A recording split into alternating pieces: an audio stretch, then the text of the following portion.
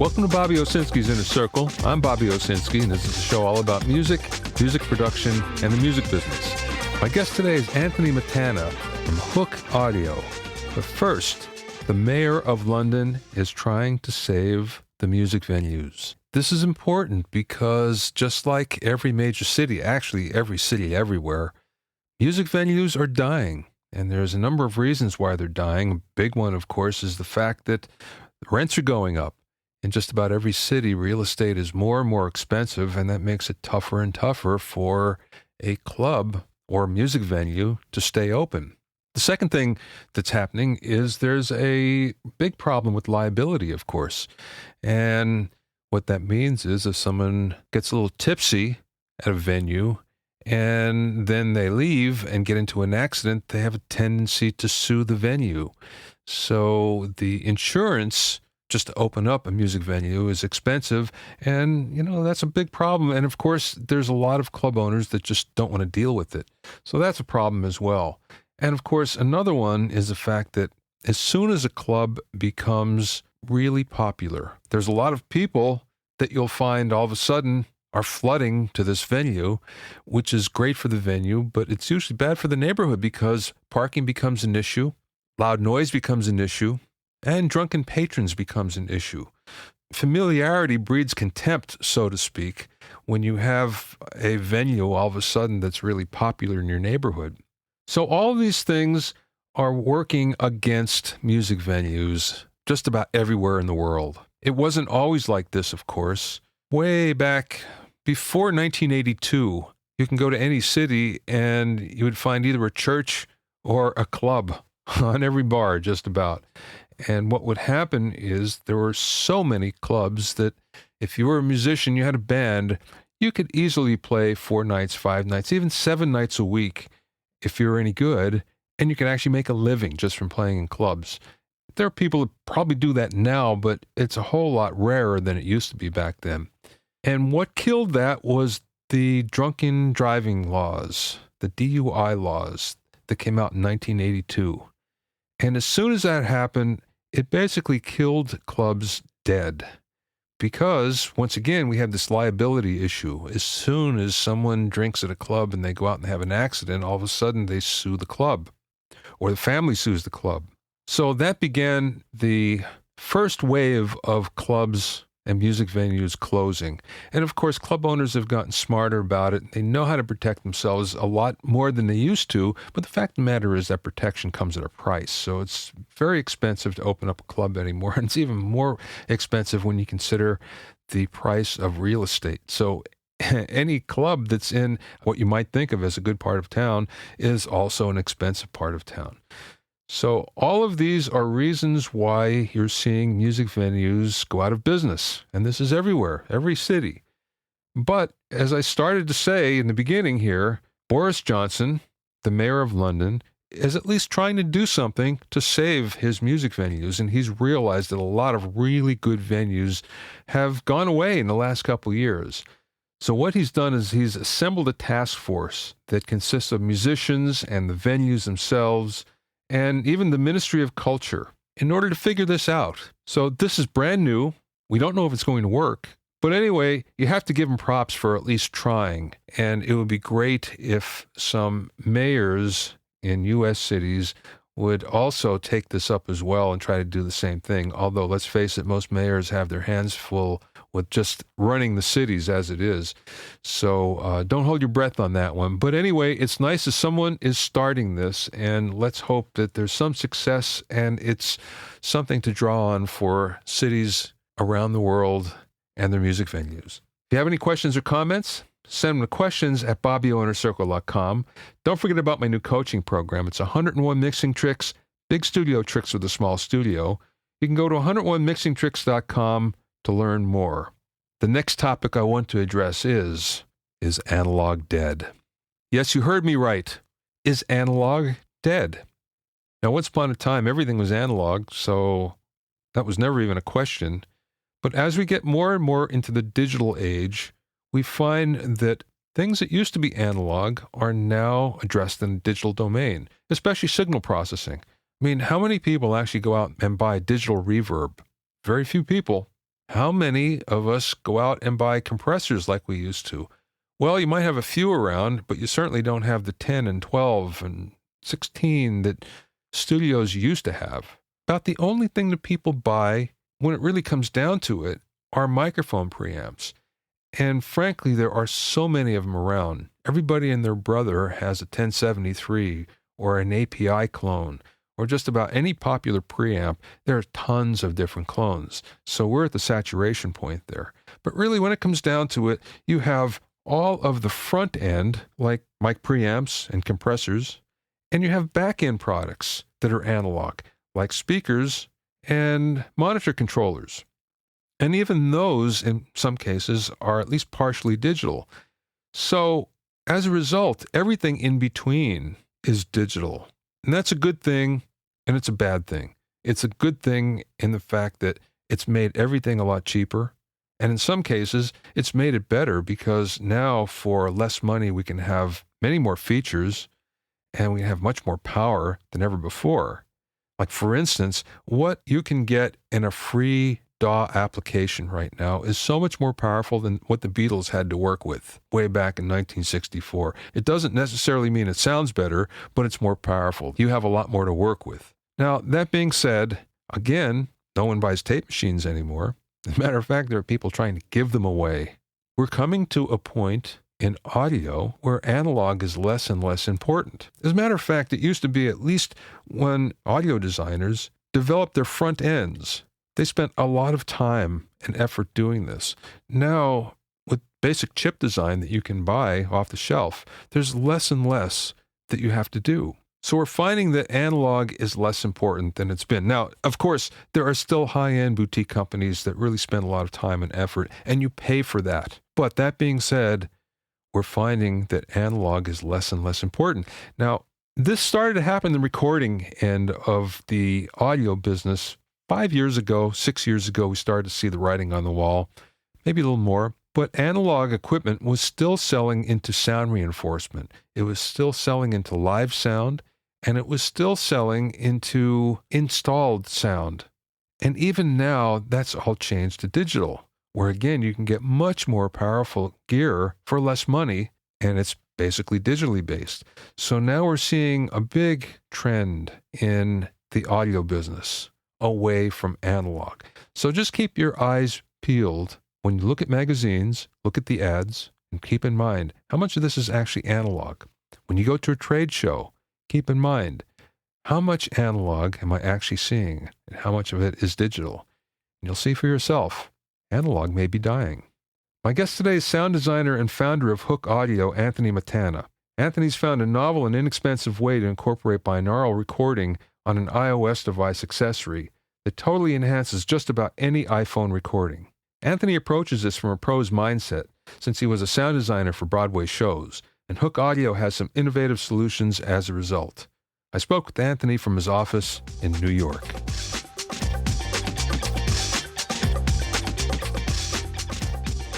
How did the idea come about? Yeah, great question. So I've been in New York for the last 6 years. I'm a musician and a composer by trade, and I've been working in New York City for the last 6 years composing original music for plays and then making a lot of the sound effects for all the Broadway musicals. So almost like a video animator. I was the sound effects guy on Broadway for the last 5 years. So my job has always been to sort of compose and create sort of immersive audio scores, a lot of soundscapes embedded with music, but a lot for sort of a theatrical setting. And a big thing for me when I was going to archive my work that was coming from the theater, the way in which I compose music is very different than the way in which someone may compose for television or film. You're bouncing to sort of a stereo audio output. For me, I may be using 150 speakers on one show and 300 on the next. So there's no real way to hear my music unless you're there.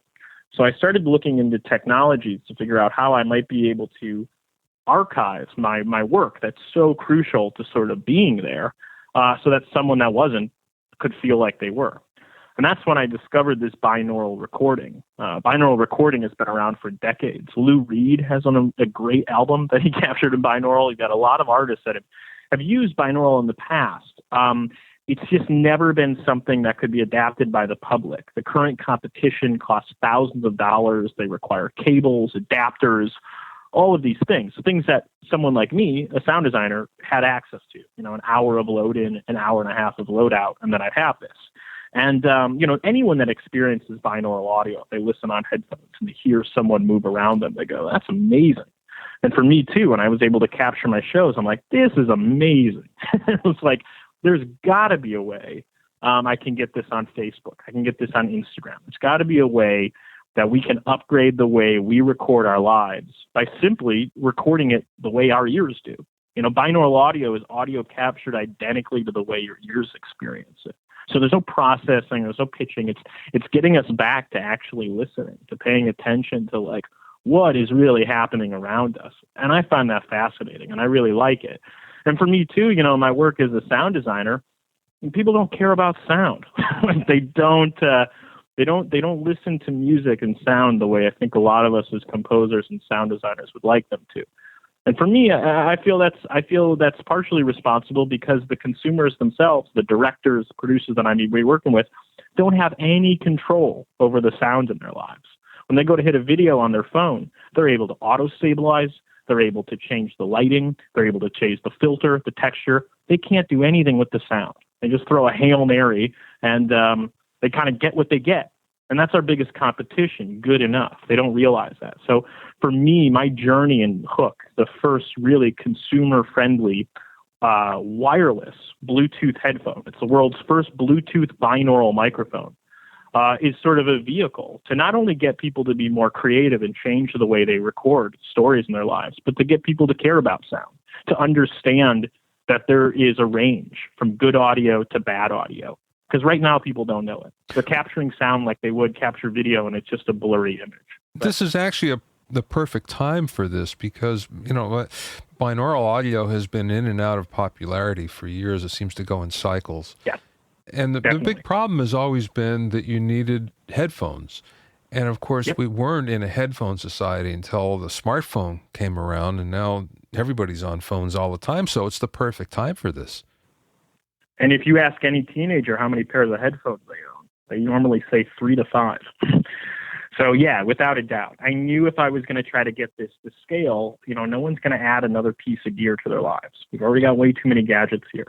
So if I thought, hey, for the same price, if I could simply replace a piece of gear in your lives, which are really great sounding, isolating, noise-canceling headphones that can be acting as a hands-free calling device, and then it's as simple as capturing and upgrading the way you record as unlocking your phone, maybe then binaural could scale. So I am trying to put that in a time where, content creation is key. We have tons of celebrities, people becoming something because of the content they create at home. They're doing this all on their phones, and we are absorbing more content through social media than we ever have. And most of it through headphones and on our mobile devices. So this is binaural audio working straight with our phones seamlessly, affordably, and durably. Well, it's a brilliant idea. I don't know why anyone hasn't thought of it before, but I'm glad you have. Putting the microphones exactly in the right place. In the headphones right, where you're listening to begin with, and that's where they ought to be. How long did it take you to put this together? I had the idea when I was working on a musical around February of 2014. So just over a year and a half ago. I created the first prototype last summer of 2014, and we launched a Kickstarter. You're familiar with Kickstarter? Yeah, as a matter of fact, I ran something on my blog about it. I think I ran the video that you had on Kickstarter on the blog. Oh, amazing. To promote it because I stumbled across it somehow and just found it fascinating, and I love the demos that you had. So hopefully in some small way I helped you there. I'm sure you did. I'm sure you did with your following. That's amazing. I try to keep track of everyone that comes in, and I have tools in place to monitor it. Maybe I did notice it there, but I'll have to check. And if I don't, I want to grab that link from you. Mm-hmm. But yeah, so we launched a Kickstarter with our first prototype, in fall of last year. It did really well, and we've been in manufacturing for these guys, making them in 3 colors, doing the cases, doing all the packaging, pretty much all of this year. And we are in the final stages. Like the factory is now we have the headsets, what they look like. We're now like, they're going through burn and freeze tests because we've sold to a bunch of countries to make sure they don't like blow up on an airplane. And once that's set, we produce the whole shipment, and we're looking to ship to most of our backers by the end of this year, just in a couple months. How did the design come about? I mean, this whole thing, considering that you just really conceived it a year and a half ago, that's a fast turnaround. It's got to be. I'm also 26, and I've been a theater artist for a while, so I don't know how to do anything but fast. Yeah, you don't sleep. I know it's fast. And, yeah, I totally don't sleep. And I'm really connected. I really understand how people use social media. You know, you say, like, why hasn't anyone come up with it? Well, a lot of the guys I work with in the audio world, especially the guys that have worked in binaural, are nowhere near sort of embedded and situated and active on social media as sort of I have. Yeah. And I think that's why I'm kind of really noticing it, that people will do this. But, you know, I've always had a freelance mentality. As I said, as an artist myself, I've always been hungry and I've always been looking. And I think biggest thing I do is resourcefulness. I find resources. So I had a bunch of buddies I went to school with that are all industrial and graphic designers. And I knew a big thing for me is if I'm going to make binaural audio commercially available, better have a sexy brand, better have a sexy logo, a good color, good sort of continuity throughout. To really make this, you know, sort of pop, to really know that people say, oh, Hooke Audio is mobile 3D audio. And so I've asked around, I grab people from here, I grab people from there. For this, you know, we have a patent file on the product, but for something like this, we just got to get it out there. It's the first to market sort of thing. And I'm working full time right now just to make that happen. So there's an app that goes with the unit as well. And yeah. It's one thing to design a piece of hardware. It's another thing to design an app that goes with it, because really they're two separate things. So how did that come about? Did you always conceive that there'd be an app with it? No. So I was always hoping there wouldn't be, and I still hope there will never be. The reason the app exists, and it might go back to why you're kind of saying, why hasn't anyone done this before? Well, the app is a big reason. So Android and iOS, they're mobile operating systems. I mean, this is how far back rooted we are in audio, especially on mobile devices. So as you know, smartphones only capture mono audio. They only capture single channel, and that mic that's built in there is only mono. Yet they can output from the headphone jack stereo audio. Now that headphone jack on the phones is a mono input. That's not even a stereo input. There's no way to get stereo audio into a phone right now. And their Bluetooth structure natively in the operating systems is not set up to receive two channels of audio wirelessly, let alone high quality audio. That's why you see a lot of Bluetooth headphones out on the market that have a microphone for hands-free calling. Okay, so you can listen to stereo audio and then you can do hands-free calls. All of that Bluetooth protocol and that code within both of the operating systems is set up natively. So you could just grab that off the shelf and put it into your product.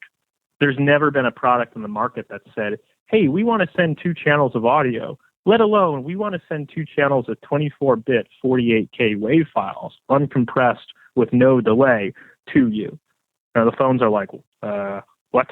Yeah. So, you know, that is an API, a custom proprietary Bluetooth codec that we have built from the ground up, that we are using a very specific chipset for, because of this, that it can happen. That was a big priority for me too. I knew if I'm going to do this, I'm not going to be capturing MP3s here. This is going to be real audio. So they're sending 24-bit 48K stereo audio. So aside from them being able to capture binaural 3D audio, what it's really doing is a firmware that allows you to send stereo audio to a phone, which no one's ever done, because a lot of people don't care about sound. But we're hopefully going to change that. I'm really shocked about right now, that. I'll tell you that. I'm shocked. But you got it. I got to say, telling me, man. One of my questions was going to be the audio limitations of Bluetooth, which it seems like you've gotten around. They're terrible. We literally built it from the ground up. Yeah. It's funny. Bluetooth is capable of incredible things, but the people that make Bluetooth products think people don't care. They I say my competition, I think I repeated myself here. I think I said it's good enough. If they can get away with low quality Bluetooth, using the Bluetooth there, they don't have to spend all the money in development. You know, most of our budget has gone towards this alone. They're going to do it. So people don't know. They don't know that it's possible, and it's so possible. So people say, hey, you're recording 24-bit with Bluetooth. What about the delay, the latency? It's like, well, there's no latency when you build your own codec. So that's what we've done. So hopefully, right, then the idea is with Hooke's success, the way it can build, that either Android or iOS will natively integrate that API so that you can just then open your camera app and do it natively. Mm-hmm. Now, our app is literally a camera. It's just a video camera. You open it up, it looks just like your native camera app on your phone. Only thing being is that it's integrating with this codec. So you're able to do that. Wow. But, then other apps, any other kind of apps that record audio you have to integrate this API and then could use Hooke to do that. It's just, we need to, we got to build the momentum and make people understand that this is a great solution, and then people can integrate that. Is it going to be just iOS or Android as well? It'll be on Android and iOS, and then you'll be able to use that app on desktop, iPad, anything like that. The reason why I ask is the developers that I know hate developing for Android only because there's so many different versions that you usually need. You hit it right on the head. And imagine with all the different versions trying to introduce a custom proprietary codec on them. It's insane. I mean, it's one thing to use the standard Bluetooth protocol on all the Android devices and test them all. It's another to introduce a massively different system that each phone has reacted very differently to. Yeah, wow. But that's what we've been developing on since we ended the Kickstarter campaign. Was testing and testing and testing on all these Android phones. It's a pain in the butt, but that's how it goes. Were you funded only from Kickstarter? We did Kickstarter, and that kind of was able to propel us into manufacturing. And then I've been bootstrapped on this from the get-go. It's been a priority for me. I want to make sure we're in control of this and the people that really understand this are. So then we did a very small friends and family investment round after the Kickstarter, and that's been propelling us to our launch in a couple months. When you launch, is there a particular number of products that you have to sell? Or I know that you have a lot of pre-orders. Does that take you where you need to go, just in the pre-orders? No, not in the pre-orders alone, but the initial order that we're making with the intent that we do sell them sort of at retail price in both retail locations with partners that we've been having conversations with and we'll set up once we launch, and then through our site. Once we sort of go through that order, which honestly the pre-orders have taken up a lot for, then we're kind of breaking even and we're propelling. But look, like I said, we're bootstrapped. We're always looking for money. We're always looking for support and money. And I'm doing this within my close circle because I do think my team is definitely the ones to bring it to light. I mean, no one has had any experience with this kind of codec, with this kind of hardware. So we're keeping it simple. We're keeping it small. And for that, we're going to need to sell product once we launch. But we've done really well with the pre-orders and the support that we've gotten from the Kickstarter thus far. It sounds like you have a second product there with the codec as well. Definitely. And you haven't even heard the 3rd through 6 products we got coming after that. Well, that was another one of my questions, if there's other versions or other models that you have, or maybe even a Pro model. Yeah, there's definitely, as we call it, the Rolls Royce. A huge market that is popping up. It's flying out everywhere, right? It's this virtual reality market, VR, AR, immersive, Oculus. What we like to say with the Verse is it captures passive VR. It's sort of a GoPro. That's why we kind of call it the GoPro for sound, right? You're going to watch back and you're going to feel like you're there, but you're forced to the perspective of that person that was recording. You can't move. So imagine another consumer wearable device that allowed you to capture your own head tracking 3D audio. So that if you were to take that audio that you captured and play it back on a head-mounted display, the audio would move with you. Requires a little bit of a different microphone, but it's something we're working on. The videos that you have on your page are very impressive, especially the ones that go from mono to binaural. It's like night and day. And what I found, I listened on headphones and then I listened on my desktop speakers, and you could even hear it on the desktop speakers. It was dramatic enough that it was easy to hear. That's amazing. That's music to my ears. And again, a resource from going to theater school. That's my roommate. My roommate here in Brooklyn, Bart Courtwright. He's a cinematographer. He's my age, and he's just He's a beast, and he makes content. He makes content. Makes content, and he's been a huge part of this team with video. You think about it with GoPro, right? GoPro sells product because of the videos they make. So we made that a priority from the get-go. We're not going to have this product for a year. We need videos that properly showcase that. And a lot of those concepts that could only come from a filmmaker's mind, which is where Bart sort of will push those. And he introduced the Hooke live sessions, especially you from your music background. Have you checked out the Hooke live sessions? I have, you bet. They're very cool. So these one-take, single-shot music videos. Yeah, and we find a lot of indie acts here in Brooklyn. We've been traveling around, and that's kind of becoming its own thing to say, hey, this is the way we should be displaying, music videos on the internet. You need to go to Louisiana for that. That's what I hear. We're trying to go to Louisiana and Nashville. Amazing musicians. Really, I mean, the feel is just, you don't find it anywhere else in the world. Just incredible. It's true. It's true. If you ever hear like binaural music recordings, it's always like down on the line in New Orleans, like with all the horn players and everything. It'd be amazing, right? Because you walk with them, and it'd be so cool. Yeah. Oh, yeah. Definitely. Well, this could actually really begin a whole new way to document things, the way I see it, or way I potentially hear it. Because up until now, as you said in one of the videos, everything is very flat and one-dimensional, and all of a sudden, when it changes to that multi-dimension, then not only do you hear things differently, but you kind of think of everything differently as well. You tell a different story. Yep, without a doubt. We want to change the way you record the world, and more than that, I want people to demand better audio in their lives, and I think the way they understand that is by understanding what good audio sounds like. And the Hooke verse, the audio that it captures. Yeah, especially when it's as dramatic as it is. Who's the market for this? It's a good question, because I don't know if we're necessarily going to know until we really launch and see how people are using it. I can tell you right now that the blind community has been ecstatic over this. They've used binaural recording for years. And now that they have it available on their smartphones, the National Federation for the Blind has been huge with us. Independent musicians, producers, recorders, all these musicians that are creating content, and DJs that are putting it on SoundCloud and Bandcamp, they're all ecstatic about it. Journalists like BBC and This American Life have reached out to us. They want to put them on their journalists out in the field for all these podcasts that are growing very popular. Yeah. So that you can feel like you're there listening to it. Because a lot of us are listening to podcasts on headphones. And really just teens in general. Teens are always looking for the next technology to make their Instagram videos kind of stand out and be cool. And if they can, upgrade the quality of their audio from music festivals and what they put on YouTube, they've been really, really excited about it as well. I had a friend that used to work at NPR, and he was the audio guy for a travel show. The show was on for years. It's not now. It's been off for a while. But he would record everything in surround with 4 microphones. Yeah. And there was just some amazing things that he had where, they'd be out in the jungle and you can hear...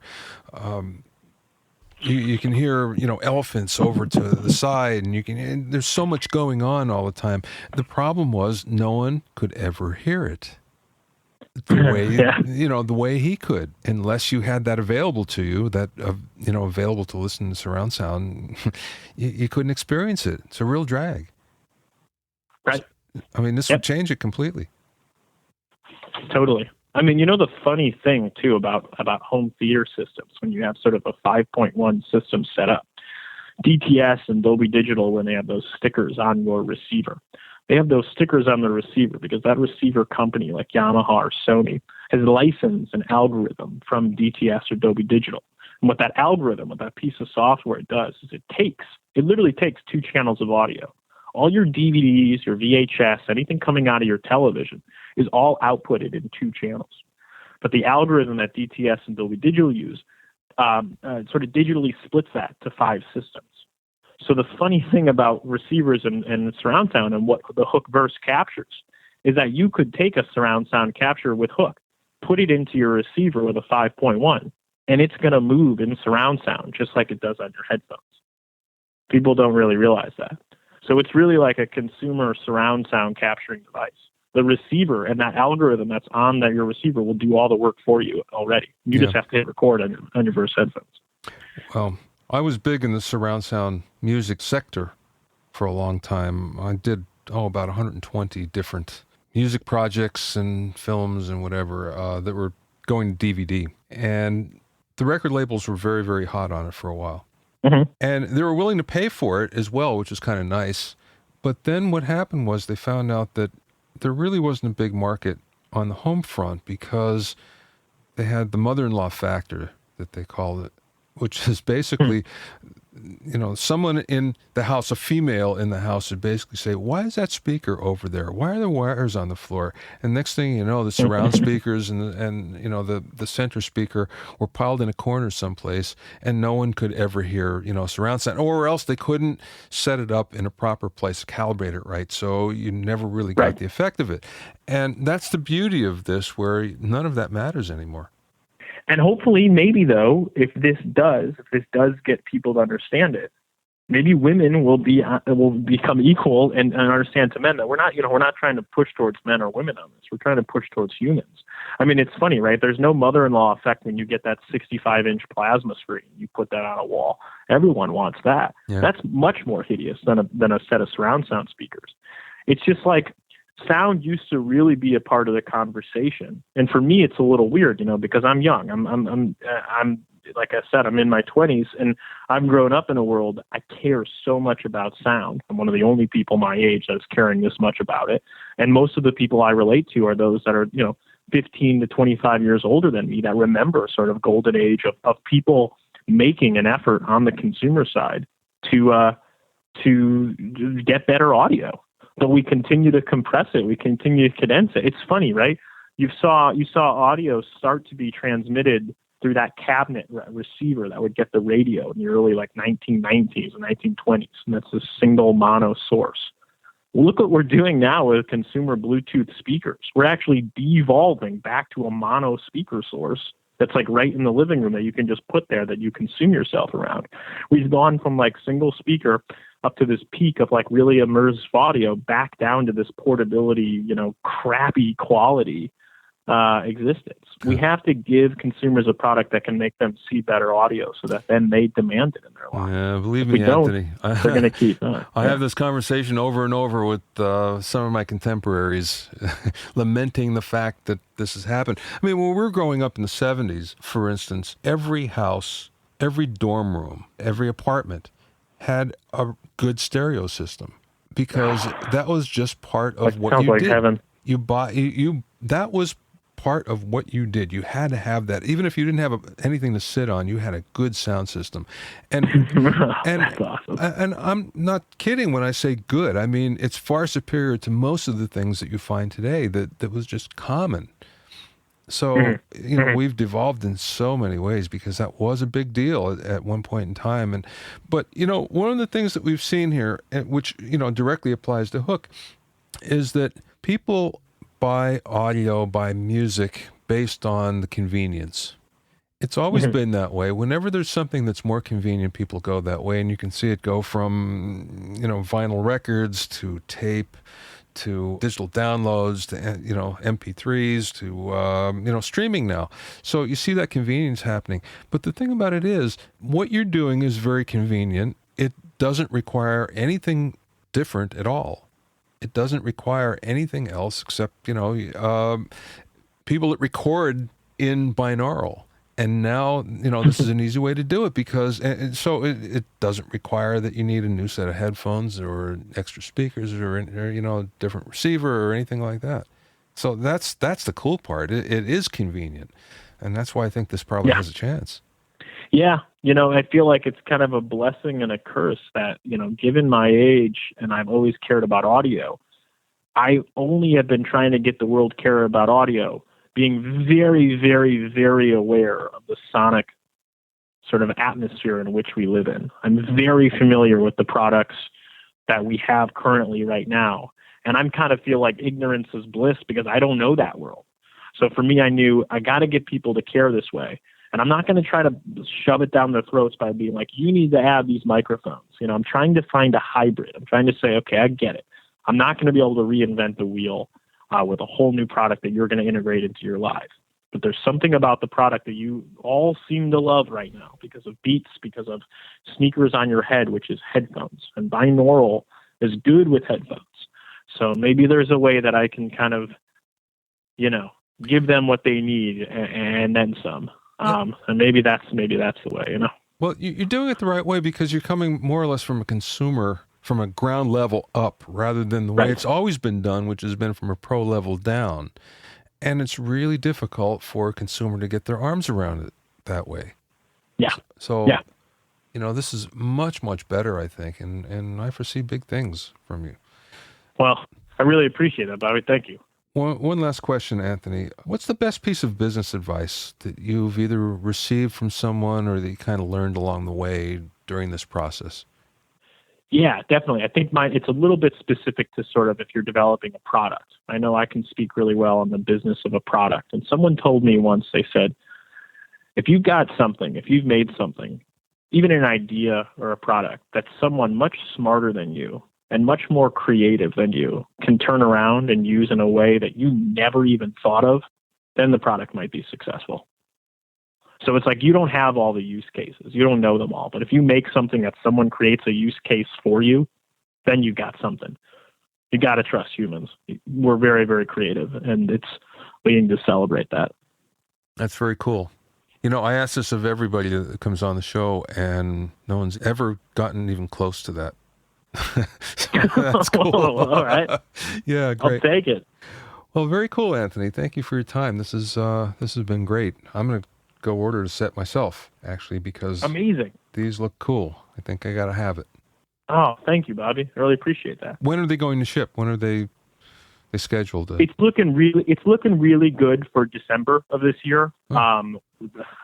Manufacturing and factories, especially for a product like this, we don't have a lot of pull. They sometimes are just like, yeah, we don't care. We're going to delay you. It's like, whoa. If anything, at the latest, it might be January of next year. But we've got the product. They just have to burn it and make sure it doesn't blow up. Yeah. So as long as they say, but it's looking like December. Very cool. All right, Anthony. Yeah. Thanks for your time, man. Good luck. Thanks, Bobby. I appreciate it. You can find out more about Hooke Audio and hear some great examples at hookeaudio.com. That's Hooke with an E, Hooke audio, one word, hookeaudio.com.